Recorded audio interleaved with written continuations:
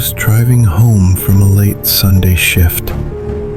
The kind of shift that makes the world feel small, hollow, and unbearably quiet.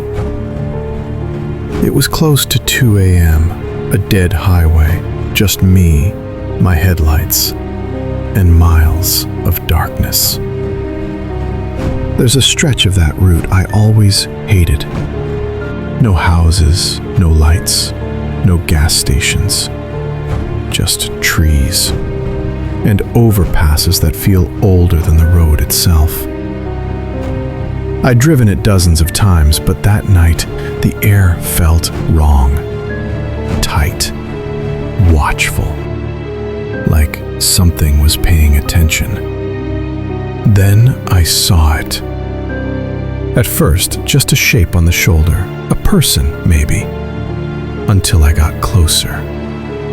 Until I saw the way its body bent, too long from shoulder to knee, like its spine had an extra joint. Arms dangling almost to its knees, and its head. Its head didn't move with its steps. It stayed perfectly level. I eased off the gas, my chest tightening. As I approached, it turned toward me. Not its shoulders, just its head, twisting farther than a human neck could ever turn. My headlights caught its face for half a second. Smooth, pale skin stretched too tight. Where eyes should be, only shallow hollows, dark impressions like unfinished clay. No mouth, no nose, just a hint of something trying to resemble a face, but failing. I swerved, floored the gas, and didn't look back. In the mirror, it didn't chase me, it didn't move. It only turned that still, wrong head to watch me disappear. I tried to rationalize it. Fatigue, a mask, a trick of the light.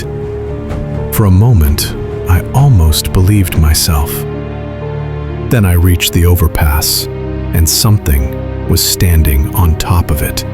Dead center, tall, thin, unmoving.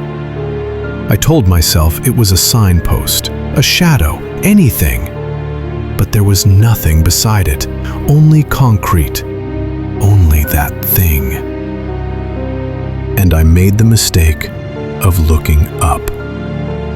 As I passed beneath it, silhouetted against the faint sky, its arms were spread wide, fingers too long, almost touching the edges, and its head bent downward at an impossible angle, like it had folded its neck in half just to watch me. When lights finally reappeared, gas stations, signs, noise, I felt like I'd escaped drowning.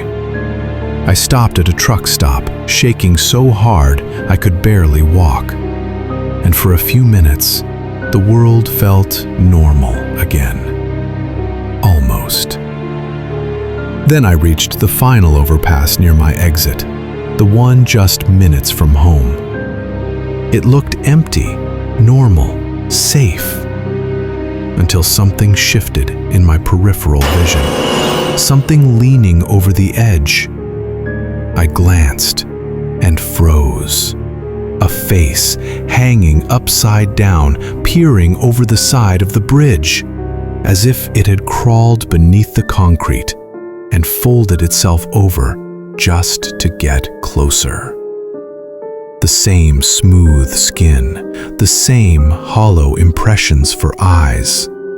But now there was a mouth, a thin, stretched slit, slowly tearing wider, as if something beneath the skin was pushing out. I slammed the gas. I didn't look again. That night, I sat awake until dawn, listening for footsteps on the roof. I still drive that highway sometimes, but I never look up at the overpasses. because I know something is staring back. And now it knows I've seen it. I noticed it the week I moved in alone. The apartment complex looked harmless enough. Old brick, small balconies, a patch of dying grass with a crooked tree. The kind of place that looks quiet. Too quiet. The first night, around 1 a.m., I walked past the living room window, and suddenly, every nerve in my body tightened at once, like the air itself froze around me. Against my better judgment, I looked outside. Someone was standing across the parking lot, near the tree, tall, thin, motionless, not pacing, not shifting, just watching my window. I told myself it was a neighbor, someone on their phone, someone real. The second night, at almost the exact same time, that same tightening gripped my chest. I forced myself not to look, forced myself to keep walking. But later, curiosity cracked me open. I flicked the living room light off, let the window turn into a mirror, and stepped to the side just enough to see outside. It was still there. Same spot, same posture, facing my window. Studying it. Now I could see more. Arms too long, legs too still, head tilted slightly, like it was trying to understand me, understand how I moved, how I breathed. I backed away, locked my bedroom door, and slept under the blankets like a terrified child. Night after night, it returned, always between 12:30 and 1:30, never closer, never farther, just perfectly aligned with my window. After a week, humiliation burned hotter than fear, so I decided to confront it. I waited until I saw it, then grabbed my phone, my keys, and went downstairs, every step too loud in the empty hallway. Outside, the air was dead. No cars, no wind, just that thick, padded city silence that feels wrong. The tree stood where it always was. The grass looked the same, but the space where it had been was empty. I turned slowly, scanning the lot, looking for movement, a door shutting, a shadow shifting, anything. Then, from above me, a faint sound, a slow, dragging scrape, like skin sliding across brick. I looked up. Second floor, third floor, roof line, nothing. But the sound lingered for just one more second before stopping abruptly. The next morning, leaving for work, I saw them. 3 faint vertical marks in the brick below my window. Not scratches, too straight, too even, like fingers. Over the next week, it changed. It stopped showing up at 1 a.m. It started appearing earlier, 11 p.m., 10:30, 9:45, always matching the exact moment I walked past the window. It wasn't just watching, it was learning. One night, I shut the curtains before sunset, kept every light dim, moved through the apartment quietly, pretending the outside world didn't exist. When I turned off the last lamp, the room went dark. And immediately, I felt it. A shift in the air, a subtle change in the curtain's outline, like something had stood up right on the other side. I lay there, frozen, barely breathing. Then, very softly, tap, tap, tap. Fingertips on the glass, right at the height of my face on the pillow. I didn't move, didn't blink, didn't breathe until my lungs felt like fire. In the morning, the curtains were still closed, everything silent, normal, almost. When I opened them, there they were, 3 long, clean streaks in the thin layer of dust on the outside of the glass, starting exactly at eye level, dragging downward, slowly, deliberately. I bought blackout curtains that day. I never look outside at night anymore. But sometimes, after midnight, when I walk past that window, I feel that same tightening in my chest, the same instinctive dread, because deep down, I know the truth. It's still out there, waiting for me to look again. I took the job at the storage facility because it seemed boring, in a safe way. No customers after 10 p.m., just me, in the control room, pretending a badge and a flashlight made me important. The place was huge. Rows of metal units, long, echoing corridors, motion lights that flickered awake like startled eyes. 3 months into the graveyard shift, Camera 3 changed everything. At 2:17 a.m., someone was standing in the hallway between units 90 and 120. Tall, thin, still, facing the camera directly. The motion light burned brighter, as if reacting to movement too subtle for me to see. Too subtle for humans to see. I leaned closer. The resolution was awful, but even blurred, the posture was wrong. It didn't stand like a person. It stood like something imitating the idea of a person. Centered, rigid, arms hanging too low, hands dangling like dead weight. Protocol said investigate. Curiosity whispered the same. I grabbed the flashlight and keys, walked the long hall, each footstep swallowed by silence. When I reached the corridor, every light was off. All of them. "Facilities closed," I called out. My voice felt small, unwanted. 80, 84, 88. The numbers passed beneath my feet in nervous rhythm. Lights flicked on one by one ahead of me, like prey awakening before a predator. At the exact spot where the figure had stood, nothing. Only metal, concrete, and silence so thick it felt physical. Back in the control room, Camera 3 was empty, for now. I rewound the footage. 2:16, nothing. 2:17, it appears. 2:19, still there. 2:21, I enter the frame and it folds. Not turns, not steps away.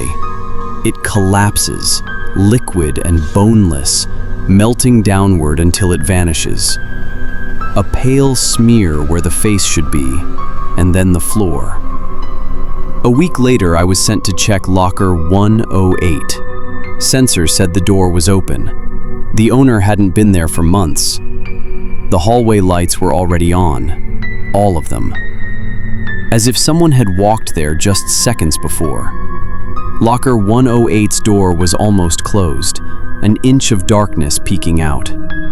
I pushed it open. It lifted a few inches, then stuck on something. Inside, boxes, bins, a coat rack, normal things, normal lies. On the dusty floor, drag marks, long, parallel, leading inward, like someone had been pulled while digging their heels into the ground. The marks ended behind a stack of boxes, but nothing was there, nowhere to hide, nowhere to escape. That night, I checked Camera 3 again, empty, for 30 seconds. Then, from the side of the frame, something crawled into view. Hands and feet bending wrong, knees to its chest, limbs moving too smoothly. It unfolded, stood, thin as starvation, facing the camera, facing me. Then it raised a hand, slowly, deliberately, and waved. A small testing gesture, like it had seen humans do it and wanted to practice. I saw my own reflection in the monitor, frozen, helpless. On the screen, it dropped its arm, turned, and began walking toward the exit I would use after my shift. Toward me. I quit 2 days later. Told them I didn't like working nights. I didn't tell them the truth. Didn't tell them that somewhere in the archives, there is footage of something tall and unnatural learning how to crawl, how to stand, how to move, and how to wave.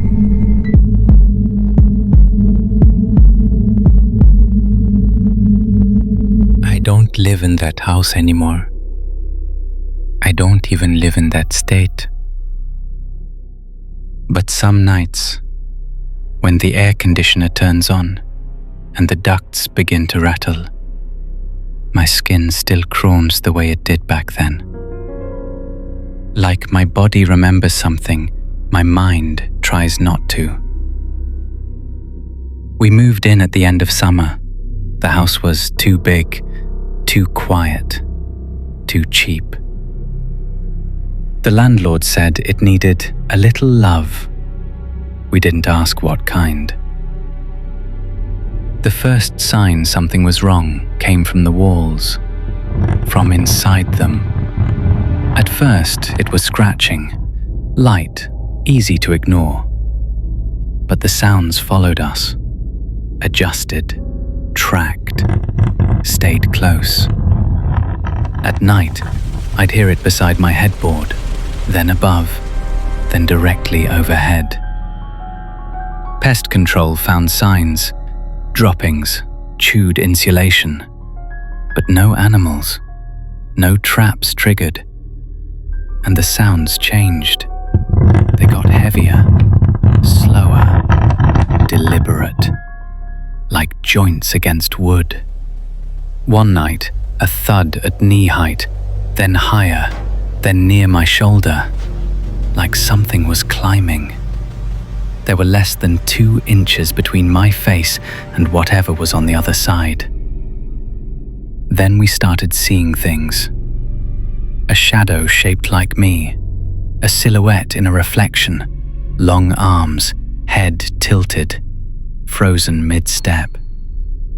The hallway was empty. Then came the smell, damp, sour, breathing rot. One afternoon, I came home early. The house felt full. From the vent near the ceiling, a slow, wet inhale. Human. That night, I woke up. The vent cover above the bed was rattling. One screw slowly turning. Something was unscrewing it from the inside. I whispered, "Don't look at the vent. Just get up. We're leaving." The landlord went quiet when I mentioned the bedroom. "You heard it there too?" When we came back in daylight, the vent cover hung by one screw. On the wall beneath it, long, damp streaks, hand-shaped. Whatever came out had been careful, too careful. And now, when ducts rattle at night, I don't listen for rats. I listen for something that learned how to move like a house. Quiet, patient, waiting for you to forget the walls are hollow. If this video kept you awake, make sure to like, subscribe, and tell me in the comments which story disturbed you the most. This is not bedtime.